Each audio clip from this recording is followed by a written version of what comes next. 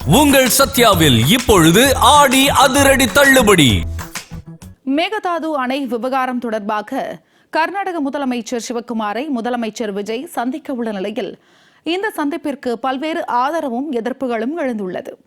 இதுகுறித்து மூத்த பத்திரிகையாளர் இந்து ராமகிருஷ்ணனுடன் நமது செய்தியாளர் முத்து நடத்திய கலந்துரையாடலை தற்போது பார்க்கலாம்.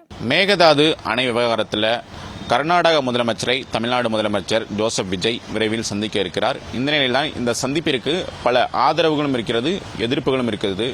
இது குறித்து பேசுவதற்காக மூத்த பத்திரிகையாளர் இந்து ராமகிருஷ்ணன் நம்மிடம் இருக்கிறார். அவரிடம் ஒரு சில கேள்விகளை முன்வைக்கலாம். சார், குறிப்பாக இந்த மேகதாது விவகாரம் பொறுத்த வரைக்குமே பெரிய பேசு பொருளாக தொடர்ந்து இருந்துகிட்டு இருக்கு. அப்படி இருக்கக்கூடிய சூழலில் இதற்கு ஒரு நிரந்தர தீர்வு என்பது இதுவரை எட்டக்கூடாத சூழலில் தமிழ்நாடு முதலமைச்சர் ஜோசப் விஜய் கர்நாடக முதலமைச்சரை விரைவில் சந்திக்க இருக்கிறார். இந்த சந்திப்பிற்கு பெரிய எதிர்ப்புகளும் இருக்கு, ஆதரவும் இருக்குது. உங்களுடைய பார்வை என்ன?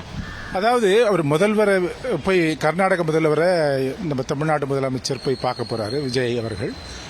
மொத்தம் இது விஜய் அவர் பதவிக்கு கிட்டத்தட்ட 3 மாதங்கள் முடிய போகின்றன. இந்த இன்னொன்று அவருக்கு இந்த விஷயமெல்லாம் கொஞ்சம் புதிய விஷயமாக இருக்கும். இப்பொழுதுதான் அதை பற்றியெல்லாம் அவர் ரொம்ப ஒரு ஆழ்ந்த ரீதியில் பார்க்கறதுக்கான ஒரு வாய்ப்புகள் அவருக்கு கிடைத்திருக்கும். இதுக்கு முன்னால் பார்த்திருக்க மாட்டா தெரியாது. பட் எனிவே இப்பொழுது நீங்கள் ஒரு முதலமைச்சராக இருக்கும் பொழுது அதுக்காக அந்த பதவியில் இருக்கும் பொழுது பார்க்கிற அணுகுமுறை, பார்க்கிற விதம் வேறு விதமாக இருந்திருக்கும். அதனால அவர் இந்த பிரச்சனையை புரிந்து கொள்வதற்கு, அவரால் அதை இது பண்ணுவதற்கு போய் பார்க்கறதுல தவறல்ல, போய் நல்லதுதான். அது இதனால ஒன்றும் நம்ம நம்மளுடைய உரிமைகளை நம்ம விட்டு கொடுத்தோ அதெல்லாம் செஞ்சிட போறதில்லை. ஓகே சார், இப்போ அணை கட்டுவதற்கு மற்ற மாநிலங்கள், குறிப்பாக தமிழ்நாட்டுடைய அனுமதி என்பது வாங்குவது என்பது முக்கியத்துவம் வாய்ந்ததா? குறிப்பாக ஏற்கனவே சொல்றாங்க, ஒரு சில தரப்பிலிருந்து வரக்கூடிய கருத்துக்கள் என்பது உச்சநீதிமன்றத்தோட தீர்ப்பு அது மாதிரி தான் சொல்லுது அப்படிங்கிறாங்க. ஒரு சில வழக்கறிஞர் இல்லை அப்படிங்கிற மாதிரி சொல்றாங்க. இது எப்படி பார்க்கணும்? அதாவது இப்போ ஒன்று நம்ம தெளிவுபடுத்த விரும்புகிறேன். ஒன்று அவர் விஜய் அவர்கள் போவது இந்த மேகதாது பிரச்சனை பேசுவதற்காக அல்ல. ஓகே, அந்த பிரச்சனையை அவங்க எழுப்பாமல் இருக்கலாம். யார்? கர்நாடகா. நம்ம நம்மளுக்கு வர வேண்டிய தண்ணீரை ஓரளவுக்கு நீங்கள் கொடுக்கணும், போகணும் அப்படின்னு சொல்றதுக்கு இது ஒன்று. 2018 தீர்ப்பு பார்த்தீங்கன்னா அது காவேரி நடுவர் மன்றத்தினுடைய இறுதி தீர்ப்பினுடைய அதில் சில மாற்றங்களை மட்டுமே செய்து அவங்க ஒரு தீர்ப்பை கொடுத்தாங்க. அதனால ஏனென்றால் நடுவர் மன்றம் 17 ஆண்டுகள் எடுத்துக்கொண்டு அதுக்கு முதல்ல இடைக்கால தீர்ப்பு கொடுத்துச்சு, அப்புறம் இறுதி தீர்ப்பு கொடுத்தாங்க.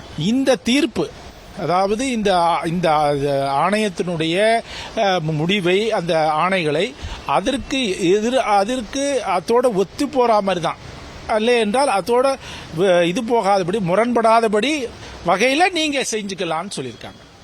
அதனால இந்த வாக்கியத்தை, இந்த பகுதியை இருக்குல்ல, அதை எடுத்து அதை அவங்க அந்த அமைச்சருடைய பதிலே இருக்கு. அதாவது அமைச்சர் கிளாஸ் 13 கோட் பண்றாரு. இது ஒன்று.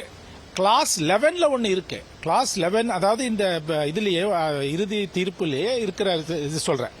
அதுல கிளாஸ் 11 என்ன சொல்றாங்கன்னா, எந்த அந்த மேல் இருக்கின்ற மாநிலம், மேல் படுகையில் இருக்கின்ற மாநிலம் கீழ்ப்படுகை இருக்கிற மாநிலத்தினுடைய நலன்களை குலைக்கின்ற வகையில் எந்த காரியமும் செய்ய மாட்டார்கள் என்பது அந்த கிளாஸ் 11 இருக்கு. ஆணையத்தினுடைய தீர்ப்பு என்பது என்னவென்றால், தமிழ்நாட்டிற்கு ஒரு குறிப்பிட்ட அளவிற்கு தண்ணீர் கொடுக்கப்பட்டிருக்கிறது. அந்த கொடுக்கப்பட்ட தண்ணீர்ல இத்தனை அதுல ஒரு 177.25 டிஎம்சி தண்ணி கர்நாடகா பள்ளிகொண்டுள்ள தமிழ்நாட்டுக்கு கொடுக்கப்படணும்னு சொல்லியிருக்கு. ஸோ இதெல்லாம் தான் உள்ளடக்கி தான் அந்த ஆணையத்தினுடைய அந்த நடுவர் மன்றத்துடைய இறுதி தீர்ப்பை தவிர அதுல ஒரே ஒரு அந்த வாக்கியத்தில் முதல் பகுதியை மட்டும் எடுத்துக்கொண்டு அதை வைத்துக்கொண்டு நம்ம தேவையில்லை அப்படின்னு சொல்றதுல அது சரியான அணுகுமுறை அல்ல. இதற்கு முன்பு இது போன்று முதலமைச்சர் சந்தித்த நிகழ்வுகள்லாம் இருக்குதா சார்? இதுக்கு முன்னால பார்த்திருக்காங்க. அதாவது முதலமைச்சர்கள் பார்ப்பது என்பது, சந்தித்து பேசிக் கொள்வது என்பது இயல்பாக நடந்திருக்கிறது. அந்த காலகட்டம் 1968 1990 வரை 22 ஆண்டுகள்ல 26 கூட்டங்கள் நடைபெற்றிருக்கின்றன, பேச்சுவார்த்தைகள் நடைபெற்றிருக்கின்றன. அந்த சமயத்தில் நம்ம நடுவர் மன்றம் வேணும்னு நம்ம சொல்ல ஆரம்பித்தாலும் பேச்சுவார்த்தையின் மூலம் இந்த பிரச்சனையை தீர்க்கலாம் என்ற ஒரு முயற்சிகளில் நம்ம இருந்த சமயத்தில் அந்த பேச்சுவார்த்தைகள் நடைபெற்றன. உச்சநீதிமன்றம் எப்பொழுதெல்லாம் நம்மளை போய் அந்த மாதிரி பேச்சுவார்த்தை நடத்துங்க அப்படின்னு சொல்லிச்சோ அப்பொழுதெல்லாம் நடத்திடும். அந்த 1990க்கு பிறகு ஒரு 4 சந்தர்ப்பங்கள்ல இந்திய தமிழக முதலமைச்சர்கள் கர்நாடக முதலமைச்சர்களோடு பேசினார்கள். ஆனால் ஒரே ஒரு சமயம் தவிர மற்றபடி எதுலையுமே ஒரு முடிவு யாருக்கும் சாதகமாக வரவில்லை.